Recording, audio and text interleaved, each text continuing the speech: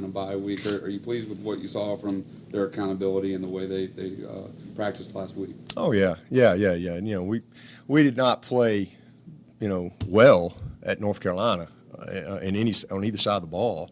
It's too many mistakes. I mean, just you're not going to beat many teams when you turn the ball over and give good field position. You're not going to beat many teams when you're soft versus a run. When you got a bunch of penalties, you cannot get anything going, from a rhythm standpoint because you're constantly shooting yourself in the foot.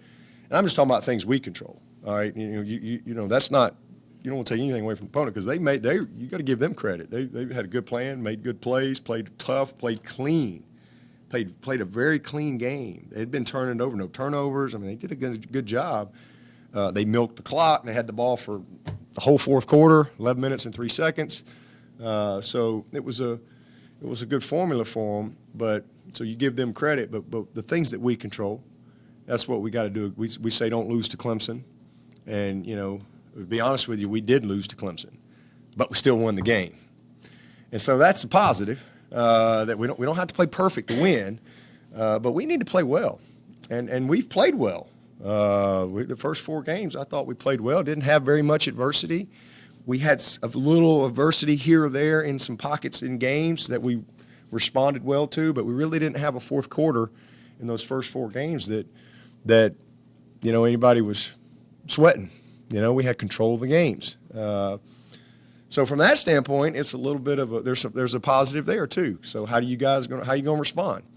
So I thought they responded well, especially offensively in the fourth quarter when you had the ball, and so you had very minimum plays. So you better make it count, and we found a way to get it done. And then defensively, they really hadn't put a drive together. Now they put a long drive together. And you got to play one more play, and you find a way to get it done. So there's a lot of positives. Same thing with Trevor, as I said last week. 20 games, I've never seen Trevor in a fourth quarter with the game on the line in his career.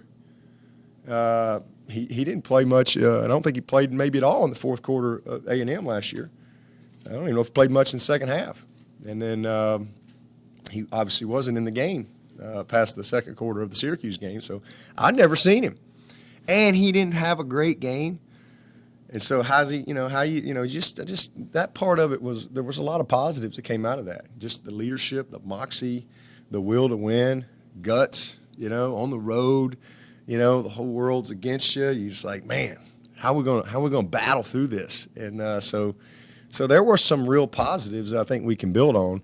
But the biggest thing is we got to play cleaner. That's not indicative of our season. It was one game.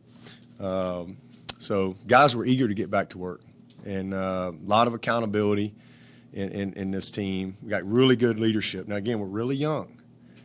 We got a lot of guys that have never lost a game. We got a lot of guys that, they don't really understand. There's a process that from developing a team, and we just, you got 80 freshmen and sophomores on your roster. It's a lot of youth, but I love the leadership that we have, and these guys care. They're committed. So the response was good. Back to work. A lot of self-scout. I think it was really good for us. As we study each other and then obviously study ourselves and get ready for Florida State. So it was a good week and came at a good time for us. And now it's time to get back to work and see if we can hit our stride. You've had the last 4 years, Renfro, 180, 190 catches. Who's kind of been challenged to take that role this year? Everybody. We're our third down percentage is higher. I think last year we were maybe 42%, and we're right at 46%. So, and that's with some throwaway third downs. In a couple of these games, we kind of, some garbage play. So we've done a nice job. We just got to keep playing.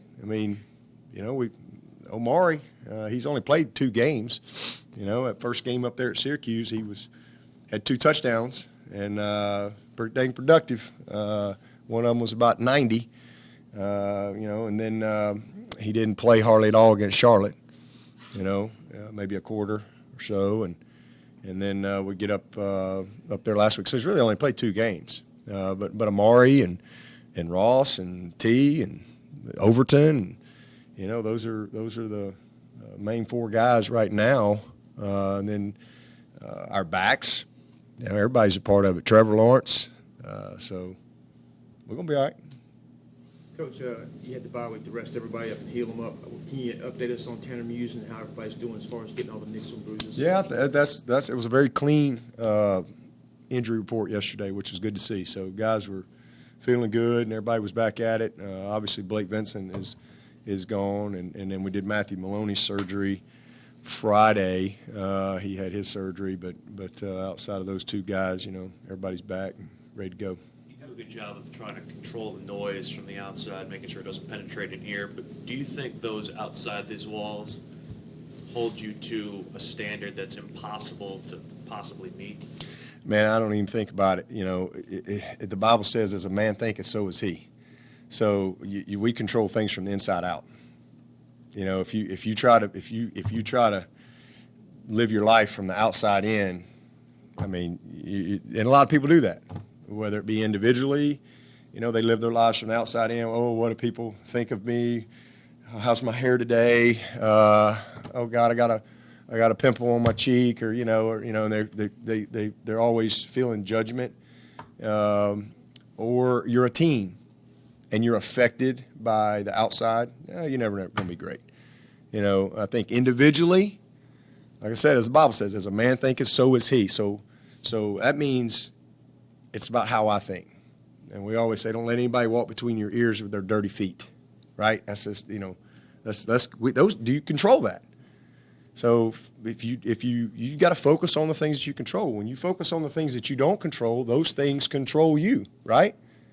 So let's don't focus on the things that we have zero control over. I have no control over what David and Gene write or say. I ain't worried about it. They got a job to do, respect their job.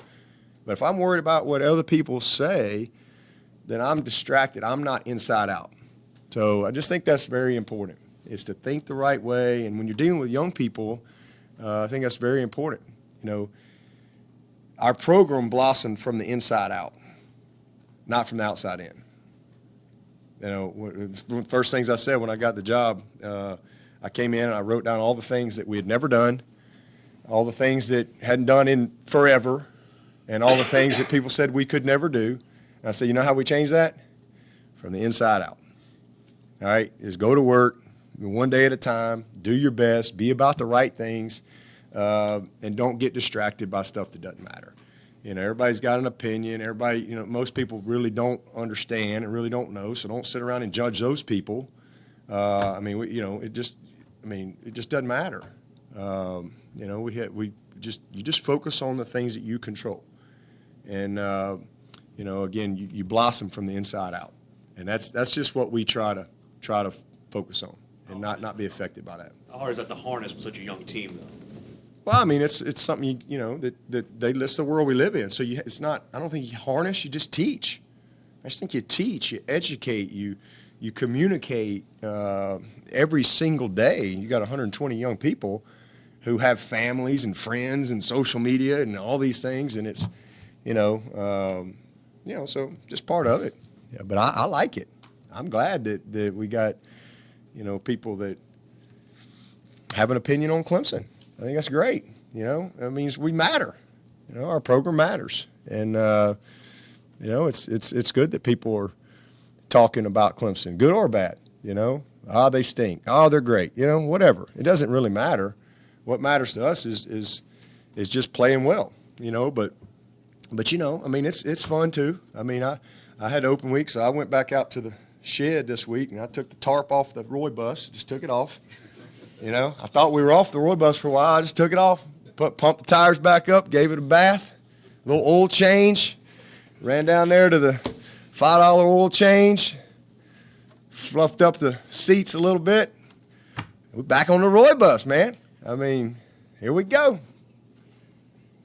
Dabo, you've kind of addressed the name, image, and likeness thing and what you said about that. If that were to go through, do you think Clemson could be at a competitive disadvantage against schools that have a lot more alumni and a lot richer alumni than little old Clemson does? Little old Clemson.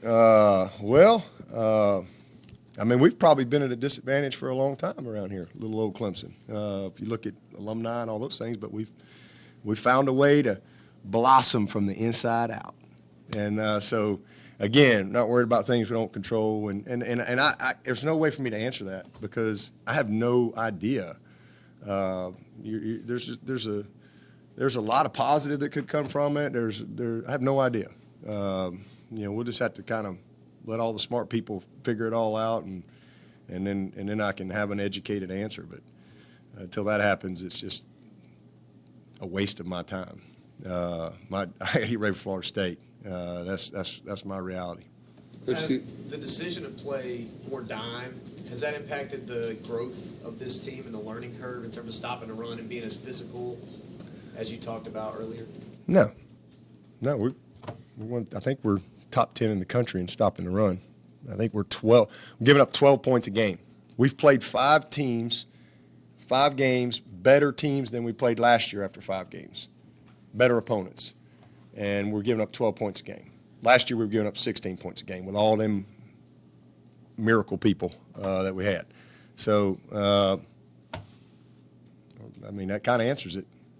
We're top 10 against the run. We're one of the best defenses out there. It's hard to score on us. I mean, we just had a couple bad plays. But it's really just kind of fitting things up. And I love our growth. I think after 5 games, holy cow. This was going to be a tough September. I knew it coming in. And again, I knew there'd be some adversity. I thought it'd probably be more A&M, maybe at Syracuse, early, a lot of inexperience, but we really played well in those games. And then, but it just, we just kind of had a game. That's what happens. North Carolina's got a pretty good first group on both sides. And, you get up there and again, you don't have quite your A game and it gets rolling against you. But I love our development. I mean, I think our 5 ends, I'm so much more confident in them right now than I was coming into the season. We got enough experience now. These guys have had a little success. They've had some failure. There's been a lot of coaching going on, a lot of teaching through camp and through 5 games that now they can go apply. They got more knowledge. So what's wisdom? It's the application of knowledge. So now we just need to apply the knowledge and look like some guys that have learned through 5 games, and not make some of the same mistakes, so I'm much more confident in our development. And same thing inside. Tyler Davis has played 5 games now, and he's got some knowledge. He's got some experience. And, same thing with Niles and the role that he's in and becoming a starter, and Jordan. Good to see Jordan have a big sack last week, and getting Darnell and Xavier some experience. I mean, we're better, but our backers, I really like what we got going on there. I like our depth. As I told you in August, the best part of our defense is the back 7. I think it's as good a group as we've had, and that has proven to be the case. Guys are smart. They're very rarely out of position. Do we give up a play from time? Yeah, they're human. I mean, do we miss a tackle? Yeah, every now and then. But our alignment, we've done a nice job. We have very few busts. We had, Isaiah busted on the crossing route on 3rd and 9 at North Carolina. There's nowhere to go with the ball, and he should have. He's got to let that go, and then we're sitting right there, and it's a sack. Xavier's going to sack him. But he's playing man. Everybody else is playing zone, and here's a guy wide open. But very little of that. Very, very, very little busts. So I think our development is really good. Now we got to get better. I mean, we have to get better as a team across the board. If you're playing your best football right now, it's probably not going to end well for you. We're 5-0 and we're not even close to playing our best football. And so, but again, you got a bunch of young guys, and just where this team was last year, that team got better and better and better. The application of knowledge, and so that's kind of what I'm anxious to see with this team.